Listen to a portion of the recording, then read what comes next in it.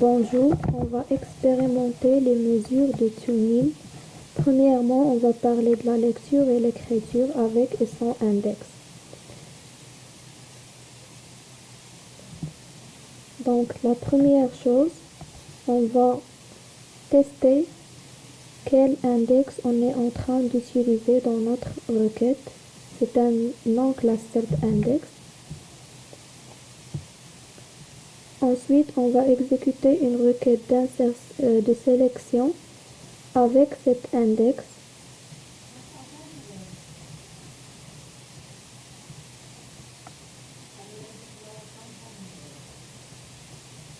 La requête prend un peu de temps.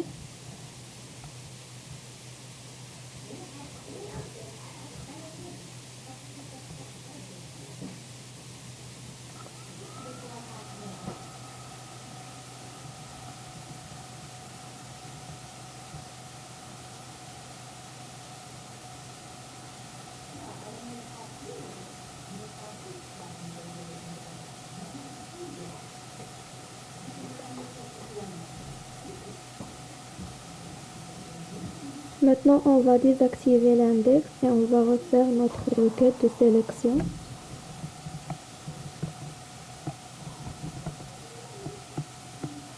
On découvre que lorsqu'on utilise les index, la requête prend moins de temps.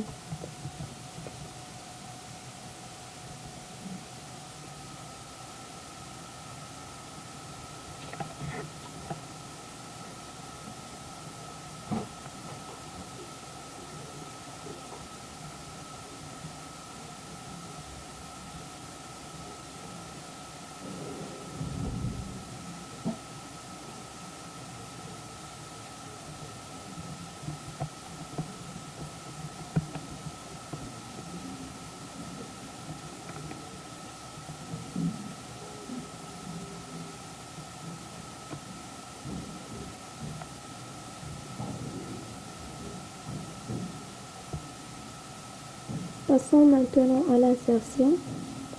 On va refaire la même chose avec une requête d'insertion, avec et sans index.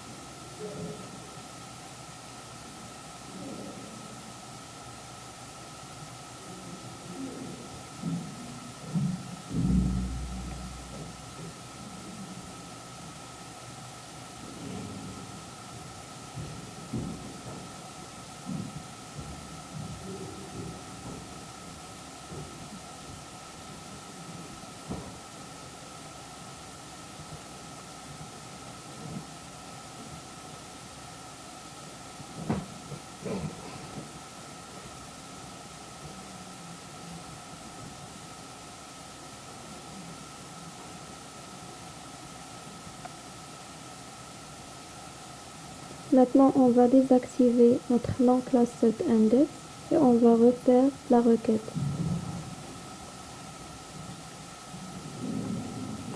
Voyons que la requête avec index prend aussi moins de temps que sans index.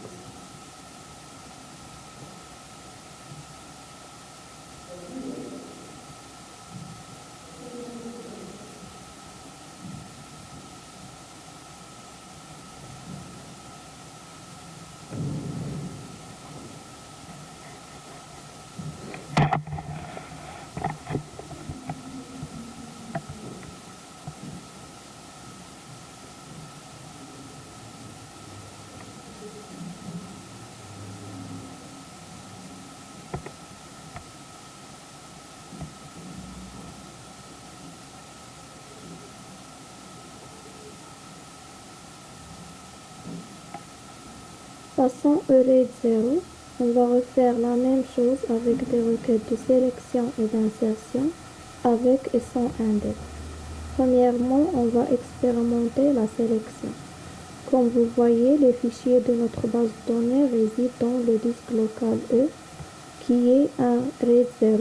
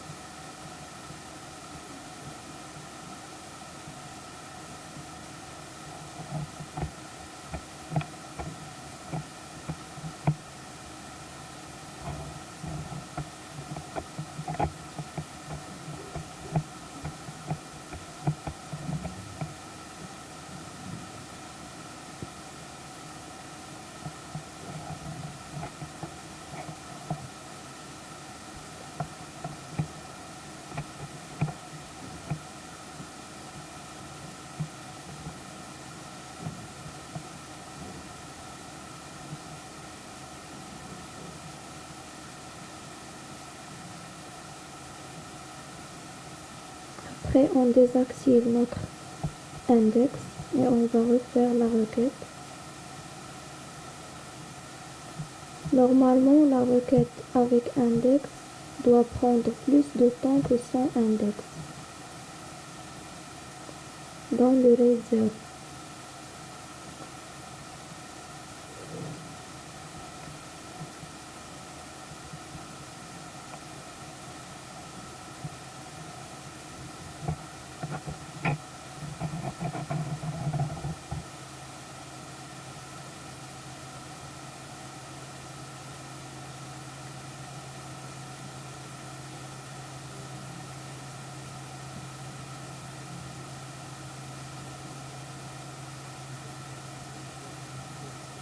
Passons à l'insertion. On va exécuter notre requête en utilisant l'index.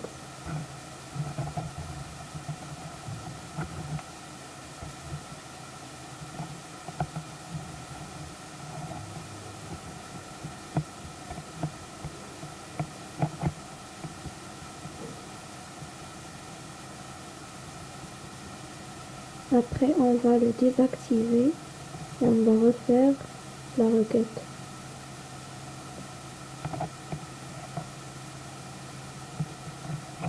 La requête d'insertion avec index prend moins de temps que sans index.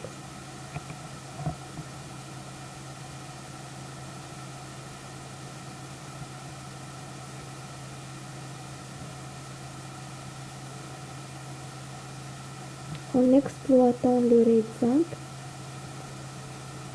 on va refaire la même chose avec une requête de sélection au premier temps. Comme vous voyez, notre disque est d'un RAID 5 et les fichiers de notre base de données résident dans ce disque.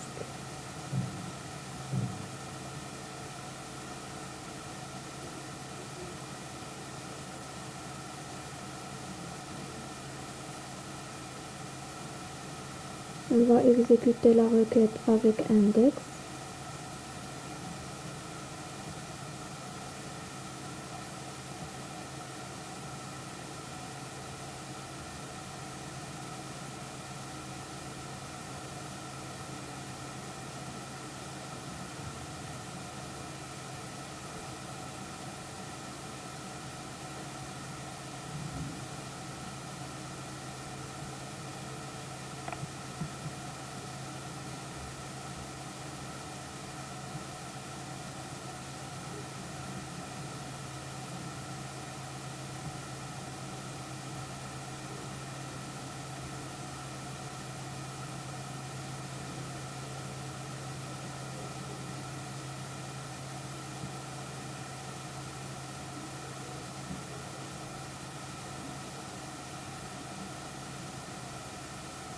Ensuite, on va désactiver cet index et on va refaire la requête.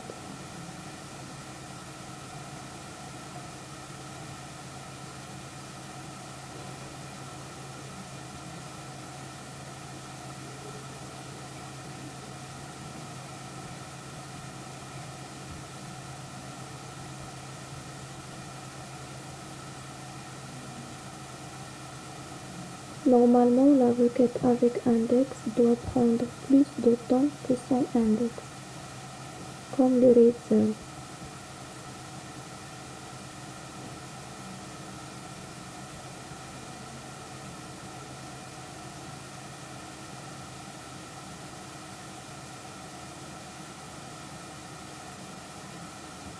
Passons à expérimenter l'insertion.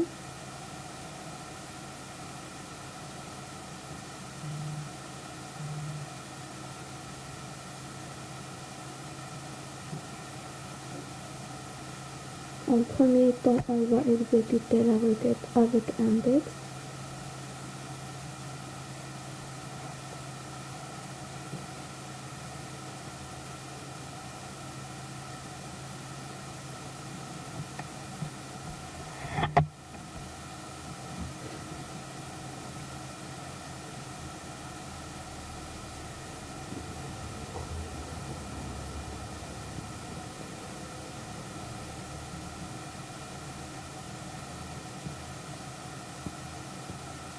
Ensuite, on va désactiver cet index et refaire la requête.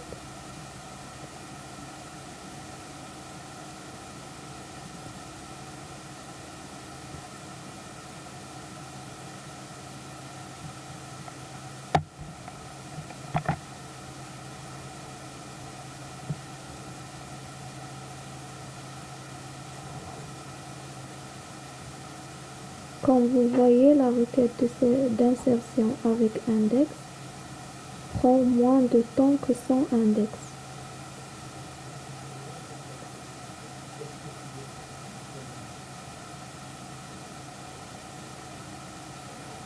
Maintenant, on va expérimenter la compression des index niveau row et niveau page. On a configuré notre premier index comme compression de type row. Et on va faire sur cet index une requête de sélection pour l'interroger.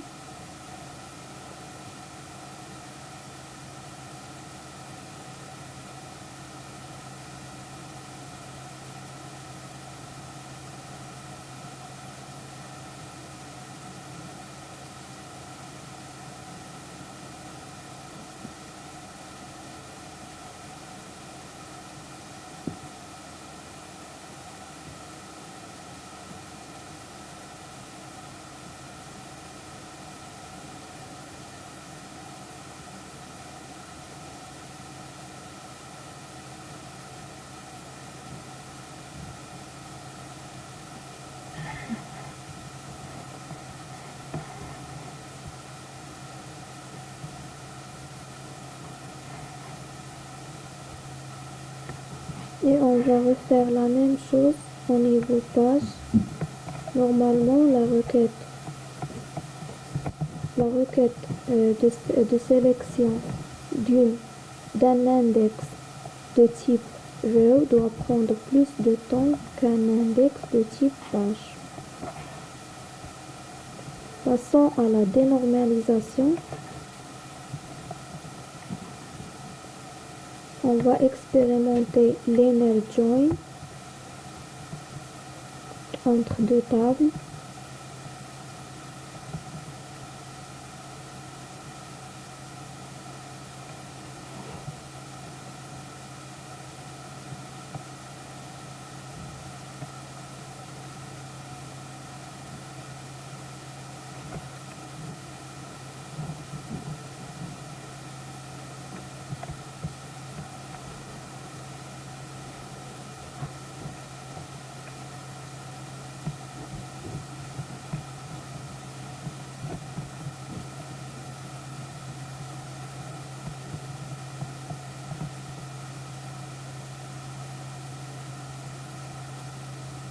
Ensuite, on va expérimenter left join.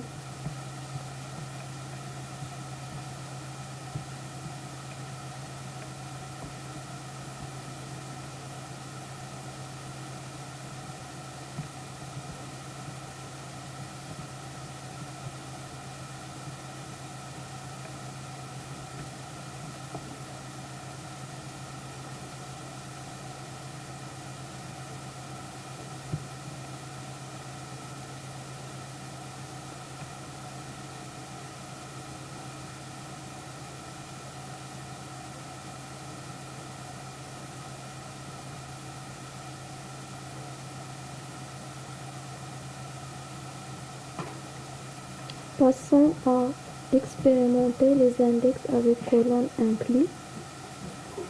Dans les paramètres de l'index, on va inclure une colonne et on va l'ajouter dans une requête de sélection.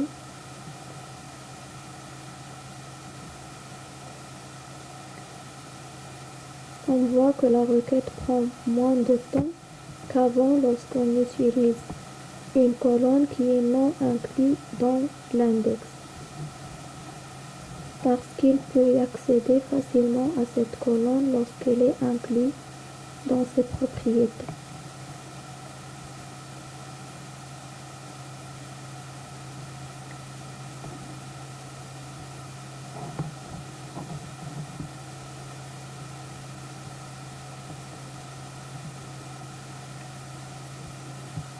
Maintenant, on va expérimenter le partitionnement horizontal d'une table qui est la dernière mesure. Comme vous voyez, on a partitionné notre table qui est personne credit card selon la date en 5 partitions.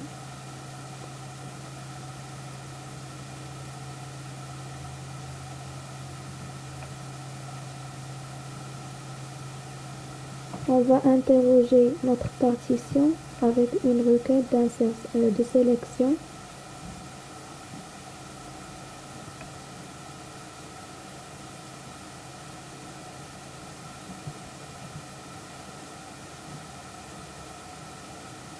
Normalement, la requête doit prendre moins de temps qu'avant parce qu'on est en train d'utiliser une partie de la table, comme vous voyez dans le plan d'exécution.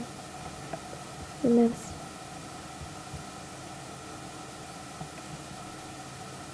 D'accord.